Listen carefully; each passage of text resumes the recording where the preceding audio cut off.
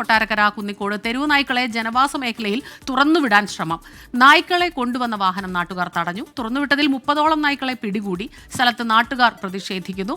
സുജിത് സുരേന്ദ്രൻ കൊട്ടാരക്കരയിൽ നിന്നും ചേരുന്നുണ്ട്. സുജിത്ത്, എന്താണ് സംഭവം?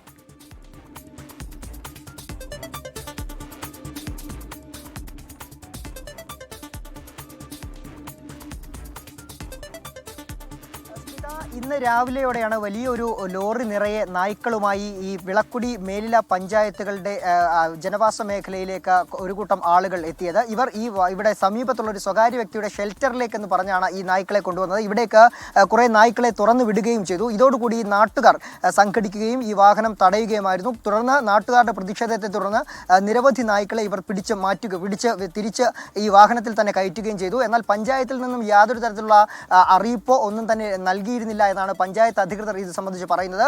ഈ നാട്ടിൽ തന്നെ വിളക്കുടി പഞ്ചായത്തിൽ തന്നെ മേലിലോട് ചേർത്തുള്ള ഈ പ്രദേശത്തിന് കുറച്ചകലം മാത്രമാണ് തെരുവു നായ്ക്കൾ കടിച്ച് കഴിഞ്ഞ കുറച്ചു നാളുകൾക്ക് മുമ്പ് നിയ ഫൈസൽ എന്ന 7 വയസ്സുകാരി മരണപ്പെട്ടത്. അതിന് തൊട്ടടുത്തു തന്നെയാണ് ഇത്രയും അധികം തെരുവു നായ്ക്കളെ കൊണ്ടുവന്ന് ജനവാസ മേഖലയിൽ തുറന്നുവിടാൻ ശ്രമിച്ചത്.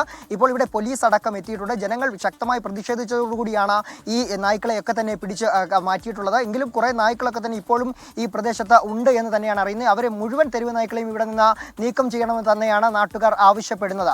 സ്മിത, തെരുവു നായ്ക്കളെ വണ്ടിയിൽ കൊണ്ടുവന്ന് തുറന്നുവിടാനുള്ള ശ്രമം, കുറേ നായ്ക്കളെ അവിടെ തുറന്നുവിടുകയും ചെയ്തു. ഇതിനെതിരെ നാട്ടുകാർ അവിടെ ശക്തമായ പ്രതിഷേധവുമായി എത്തി. സുജിത് സുരേന്ദ്രനാണ് വിവരങ്ങൾ നൽകിയത്.